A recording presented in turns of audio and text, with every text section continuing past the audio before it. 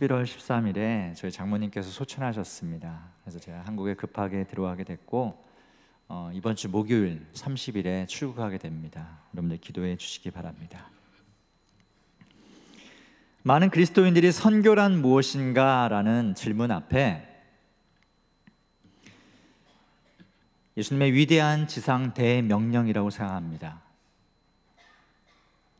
그래서 어찌 보면 선교에 대한 큰 부담을 갖고 있는지도 몰라요. 전도에 대해서도 상당히 어렵게 생각합니다. 이렇게 추운 겨울에 바깥에 나가서 전도지를 돌리고 사람들이 매몰차게 거절하는 거절감을 느끼기도 합니다. 전도 방법을 몰라서 때로는 두려움을 갖기도 합니다. 전도가 무엇일까요? 전도하면 많은 분들이 오늘 본문의 말씀은 마태복음 28장 18절에서 20절까지 말씀을 떠올립니다. 지금 이제 함께 말씀을 읽으실 텐데 이번에 읽으실 때는 말씀의 의미를 생각하면서 우리 함께 한 목소리로 읽도록 하겠습니다. 시작.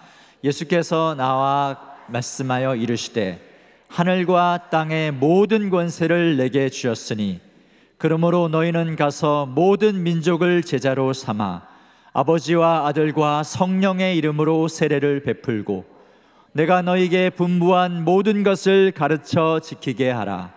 볼지어다 내가 세상 끝날까지 너희와 항상 함께 있으리라 하시니라. 아멘. 마태복음 말씀처럼 전도와 선교는 예수님의 지상 대명령, 영어로 하면 Great Commission, 말 그대로 Great, 굉장히 크고 위대한 사명일까요?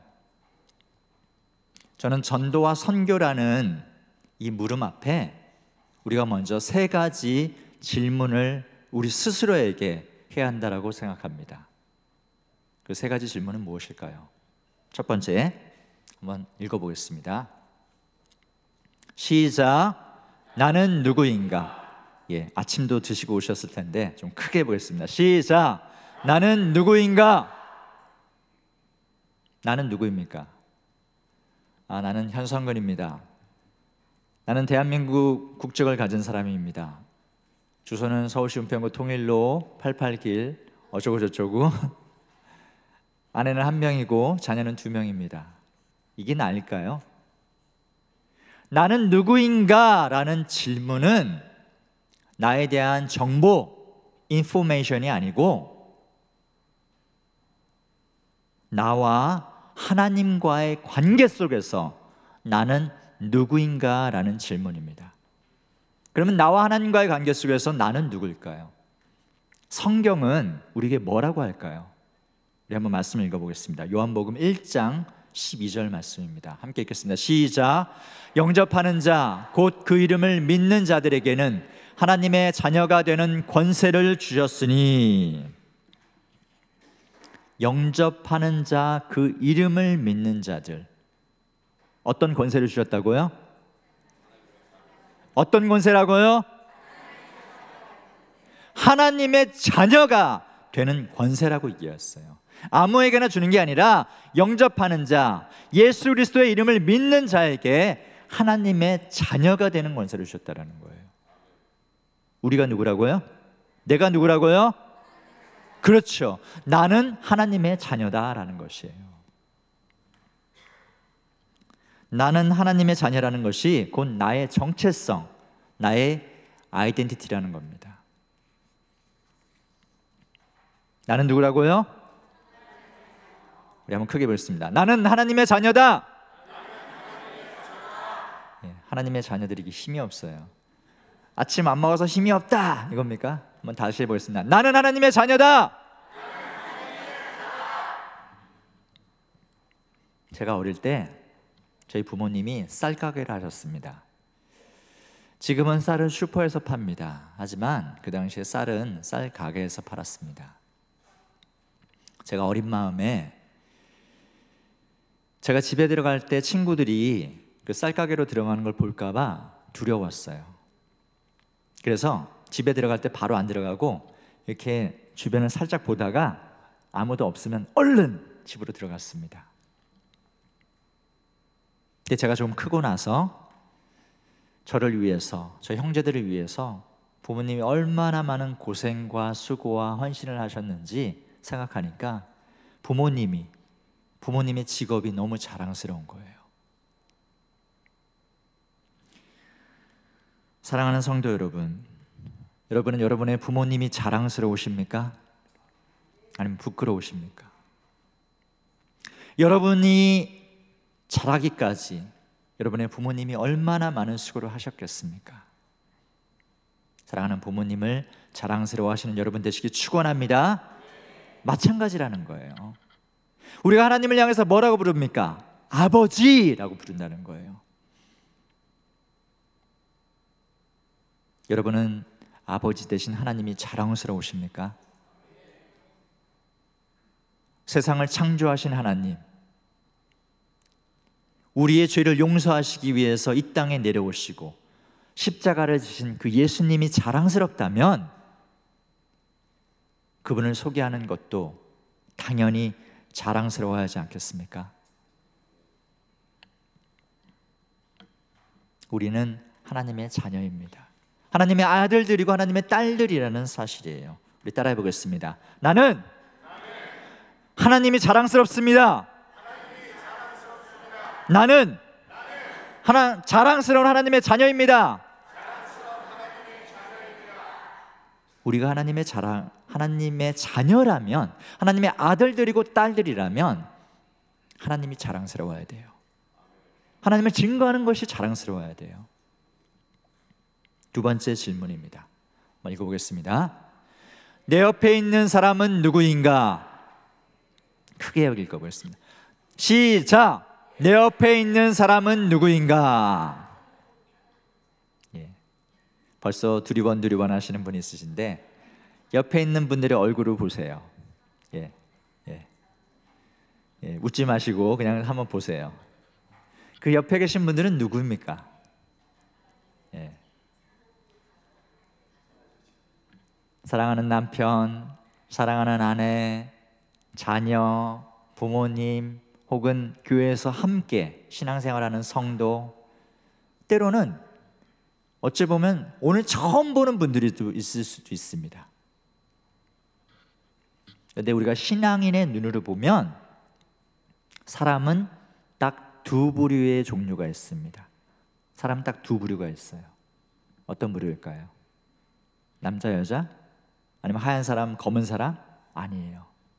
신앙인의 눈으로 봤을 때 두 부류는 첫 번째, 이 세상에서만 나와 함께 할 사람. 두 번째, 저 세상 영원한 천국에서도 나와 함께 할 사람이라는 사실입니다. 종종 이런 질문을 합니다. 만약 다시 태어난다면 당신의 남편과 당신의 아내와 함께 사시겠습니까? 이게 묻습니다. 여러분 뭐라고 대답하십니까? 절대 아니에요. 지긋지긋합니다. 다음 생에는 좀 새로운 사람과 좀 살아보고 싶습니다. 이런 분들도 있으실 거고, 어떤 분들은 일편단심 민들레, 아닙니다. 저는 다시 태어나도 지금의 남편, 지금의 아내와 다시 살겠습니다. 이렇게 대답하시는 분들이 있으세요. 제가 지난 주일에 어느 교회 방문했습니다. 예배를 마치고 식당에서 식사하고 있는데 옆에 분들이 이렇게 말씀하시는 거예요. 목사님, 저는 다시 태어나도 지금 아내와 다시 살겠습니다. 그러시는 거예요. 그래서 제가 와, 대단하다. 근데 이분이 그 다음에 이렇게 얘기합니다. 근데 한 가지 조건이 있습니다. 50살 이후에 다시 살겠습니다. 아니 딱 봐도 50대가 안 됐어요. 이분은 30대 후반이나 40대밖에 안 됐는데 이렇게 얘기하시는 거예요. 아니 근데 왜 50대 이후입니까? 그랬더니 이분 얘기가 50대까지 멋진 남편, 훌륭한 남편, 완벽한 남편으로 준비를 돼야지요. 이렇게 얘기하시는데 제가 싹 들어보니까 이분 속으로 이러시는 거예요. 50대까지 실컷 즐기다가 나게 하고 싶은 대로 실컷 살다가 늙음하게 노년에 그냥 지금 부인하고 살아야 되겠다, 이렇게 말씀하시는 것 같아요. 근데 여기 중요한 한 가지 사실이 있습니다. 뭐냐면 다시 태어나도, 만약 다시 태어나도 이러한 가정이 우리 인생에 있을까요? 다시 태어날 수 있을까요? 절대로 불가능하다라는 거예요. 다음 생에는 멋지게 태어나야지 불가능하다라는 거예요. 우리의 생은 한 번뿐이라는 사실입니다. 이미 결혼하신 분들은 사랑하는 아내, 남편의 얼굴을 떠올려 보십시오. 아직 결혼하지 않으신 분들은 사랑하는 부모님, 형제 혹은 친구들의 얼굴을 떠올려 보십시오. 그들은 누구입니까? 그들은 이 땅에서만 나와 함께 동거동락하면서 살 사람들입니까? 아니면 죽음 이후에 영원한 천국에서도 나와 함께 살 사람들입니까? 아무리 사랑하는 사람이라고 할지라도 예수 믿지 않으면 이 땅에서는 행복하게 함께 살 수 있어도 하늘에서는 아닙니다. 내가 사랑하는 남편, 아내, 자녀, 부모, 친구까지도 예수님을 모른다면 이 세상에서는 함께 할 수 있지만 저 하늘나라에서는 절대로 함께 할 수 없다라는 사실입니다. 그래서 우리가 이 땅에서 예수 잘 믿어야 하는 이유가 바로 여기에 있다라는 것이에요. 이 세상에서 잘 먹고 잘 살려면 왜 예수 믿습니까? 돈을 믿어야지요. 그런데 분명히 기억하십시오. 저 하늘나라에서 돈이 필요할까요? 아니에요. 전 하늘나라에서는 절대로 돈이 필요하지 않다라는 거예요. 우리 옆에 분들에게 이렇게 좀 얘기하시겠어요? 우리 영원히 함께 삽시다. 천국에서도요. 예. 천국에서 살고 싶지 않으신가 봐요. 별로 이렇게 얼굴이 기쁜 표정이 아니에요. 다시 한번, 우리 영원히 함께 삽시다. 옆에 분 손을 좀 잡으시고 우리 영원히 함께 삽시다. 천국에서도요.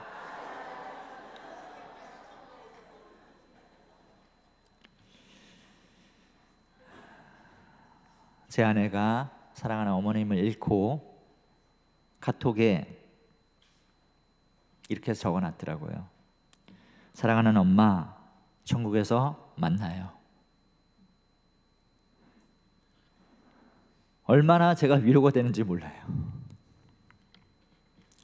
세 번째 질문입니다. 한번 해보겠습니다. 시작. 우리는 누구인가? 다시 한번 크게 하겠습니다. 우리는 누구인가? 제 장모님께서 13일 월요일에 소천하셨어요. 그리고 저는 이틀 뒤인 장례 치르는 날 카메룬에서 출발했습니다. 그 출발한 전날 화요일에 제가 이제 학교 사역하고 있는데 학교에서 채플 예배가 있었습니다. 예배를 마치고 강단에서 내려와서 사무실로 들어가는데 학생 2명이 쫓아왔어요. 쫓아오더니 저에게 이렇게 얘기합니다. 목사님, 한국 가시는데 저희가 목사님을 위해서 기도해드리고 싶습니다. 그리고 그 2 학생이 제 손, 오른손과 왼손을 꽉 잡고 뜨겁게 기도했어요. 저는 그 모습을 보면서 이들이 정말 나를 사랑하는구나, 그래도 내가 이들을 하나님의 말씀으로 잘 키웠구나 라는 생각이 들더라고요. 그래서 이들을 보면서 드는 생각이 뭐냐면 가족의식, 가족됨, 공동체 의식이었어요. 피부색으로 보면 저와 절대로 가족이 될 수 없습니다. 하지만 신앙인의 눈으로, 영적인 관계로 보면 그들은 저의 가족인 줄로 믿습니다. 제가 지난 4월 달에 저희 교단 선교 40주년 선교대회 때문에 한국에 잠시 방문하면서 남북교회 와서 왜 전도해야 되는지 설명했습니다. 왜 교회에서 그렇게 많은 시간 동안 많은 재정을 들여서 많은 노력을 하면서 잃어버린 영혼 VIP를 향해서 초청주의를 갔습니까? 왜 VIP 나다나이를 찾아서 이 추운 겨울에 밖에 나가서 헤매고 있으십니까? 왜죠? 왜죠? 잊어버리셨습니까? 사랑하니까. 주님을 사랑하고 교회를 사랑하고 잃어버린 영혼을 사랑하니까 전도한다라는 것이에요.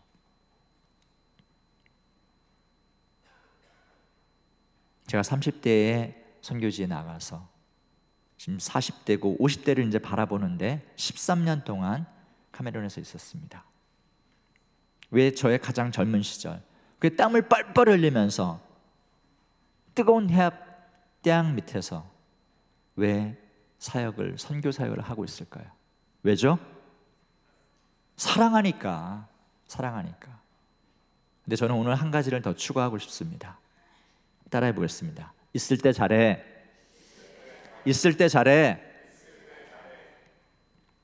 지난 11월 13일에 장모님께서 소천하셨습니다. 한국으로 급히 왔지만 우리 장모님의 임종도 보지 못하고 장례식에도 참석할 수 없었습니다. 장례 다음 날 도착했는데 장모님 소천하시기 일주일 전쯤 카카오톡에 보면은 페이스톡이라고 영상 통화를 할 수가 있습니다. 병실에 누워 계신 장모님과 영상 통화를 하는데 장모님이 누워서 이렇게 말씀하셨습니다. 저희 아내가 김효정인데, 현 선교사, 우리 효정이 잘 부탁해. 자네가 내 사위라서 고마워. 그동안 행복했어. 사랑해. 이렇게 말씀하시더라고요. 그 말씀을 들으면서 제가 얼마나 많이 울었는지 몰라요. 그러면서 제가 아내를 처음 만나고 장모님께 첫 인사를 드리러 갔을 때부터 지난 4월에 장모님을 마지막으로 뵀을 때까지 그 장모님과의 좋은 추억들이 필름 지나가듯이 제 머릿속으로 스르륵 하면서 지나가더라고요. 그러면서 장모님 살아갔을 때 좀 더 잘해드렸어야 되는데 너무 죄송스럽다라는 생각에 많이 울었습니다. 그때 제 머릿속을 스치고 지나가는 한마디가 있었는데 그것이 무엇이었냐면 있을 때 잘해 라는 말이었어요. 우리 옆 사람에게 한번 얘기해 보겠습니다. 있을 때 잘해.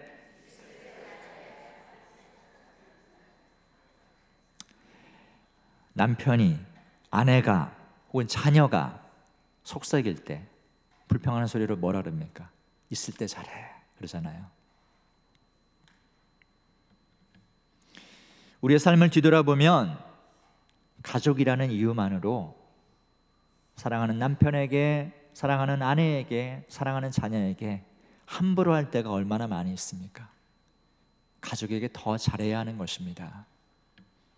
우리가 주님 안에서 진정한 한 가족이라면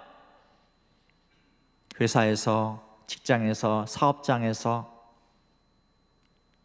혹은 길거리를 지나가면서 예수 믿지 않아서 죽을 수밖에 없는 영혼들을 바라보면서 불쌍하지 않으십니까?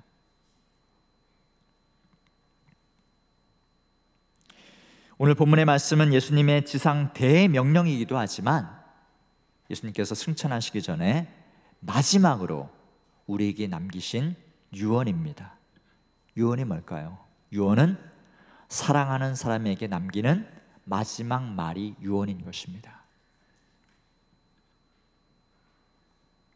얘 재산 얼마 있는데 얼마 나눠줄게, 이게 유언이 아니에요. 사랑하는 아들아, 사랑하는 딸아, 네가 앞으로 이렇게 살렸으면 좋겠구나, 이렇게 살기를 바란다 라고 남겨주는 것이 유언이라는 것입니다. 사랑하는 성도 여러분, 여러분은 예수님의 마지막 유언 얼마나 신실하게 잘 지키고 계십니까? 예수님께서 말씀하시기를 너희는 가서 모든 민족을 제자로 삼아 아버지와 아들과 성령의 이름으로 세례를 주고 내가 너희에게 분부한 모든 것을 가르쳐 지키게 하라 라고 말씀하시는데, 예수님의 유언 앞에 여러분들 얼마나 신실하게 지키고 계십니까? 예수님 우리에게 이렇게 말씀하실지도 몰라요. 이 땅에 있을 때 잘해. 내가 너 불러가면 끝이야. 나중에 후회하지 말고 이 땅에서 잘 하시기를 축원합니다. 지난주가 추수감사주일이었습니다. 여러분은 지난 1년 동안 무엇을 추수하셨습니까? 돈 벌기 위해서 열심히 일하는 노력을 하셨습니까?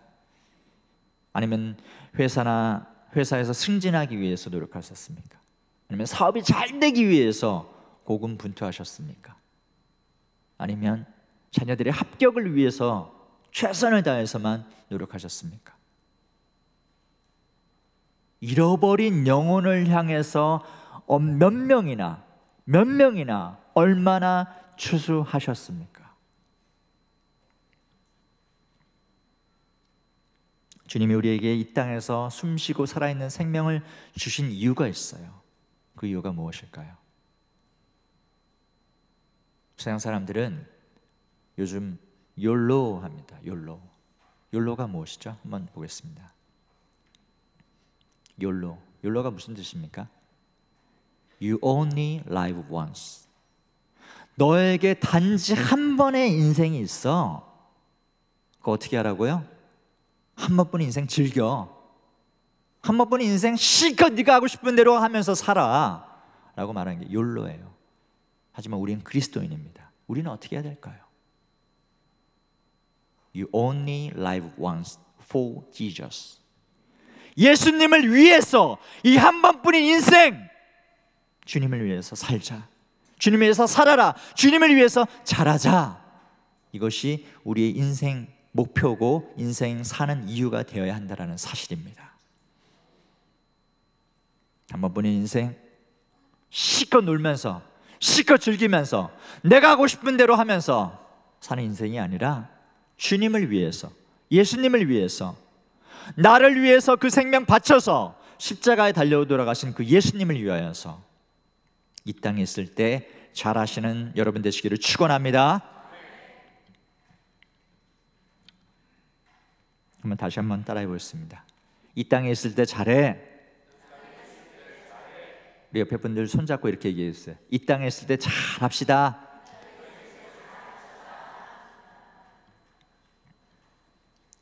나중에 주님이 부르실 때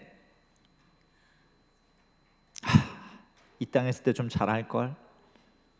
예수님의 지상 대명령 머릿속으로만 외워서 하는 게 아니라 정말 이 땅에 있을 때 잘할 걸 후회하지 마시고 우리의 정체성, 나는 하나님의 자녀다, 나는 하나님의 아들들이고 딸들이다, 이 분명한 정체성 가지고 오늘도 복음이 없어서 죽어갈 수밖에 없는 영혼들, 예수님을 몰라서 죽을 수밖에 없는 그 영혼들을 향하여서 다가가서 복음 증거하시고 영혼 추수의 계절을 살아가시는 여러분 되시기를 축원합니다.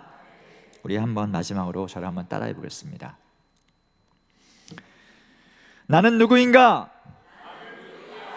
나는 하나님의 자녀다. 내 옆에 있는 사람은 누구인가? 영원한 천국에서도 함께할 사람이다. 우리는 누구인가? 우리는 주님 안에서 한 가족이다. 있을 때 잘해. 우리 함께 기도하겠습니다. 이 시간 기도하실 때는 주님